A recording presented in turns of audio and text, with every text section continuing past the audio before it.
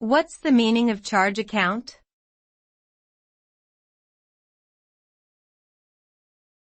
Charge account.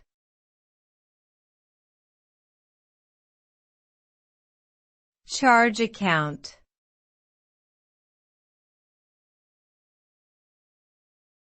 Charge account.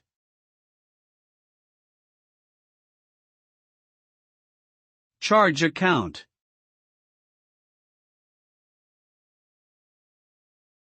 A charge account is a type of credit account that allows a customer to make purchases on credit and pay the balance off over time.